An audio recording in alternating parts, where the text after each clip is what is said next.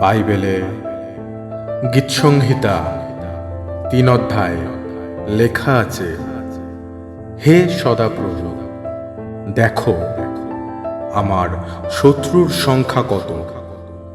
দেখো আমার বিরুদ্ধে কত লোক দাঁড়িয়েছে। অনেকে আমার সম্বন্ধে বলছে, ঈশ্বর তাকে উদ্ধার করবেন না। কিন্তু হে সদাপ্রভু, তুমি আমার চারপাশে ঢাল হয়ে আছো।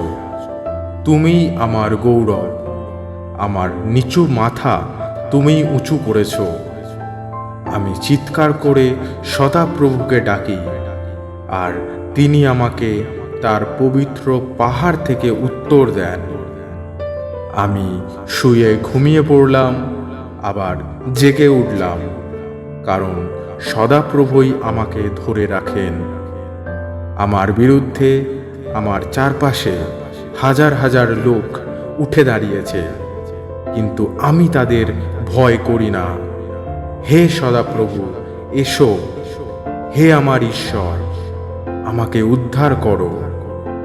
তুমি আমার শত্রুদের চোয়ালে ঘা মেরে সেই দুষ্ট লোকদের দাঁত ভেঙে দিয়েছ।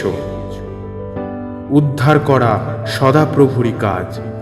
তোমার নিজের লোকদের উপর তোমার আশীর্বাদ নেবে আসুক। আমেন।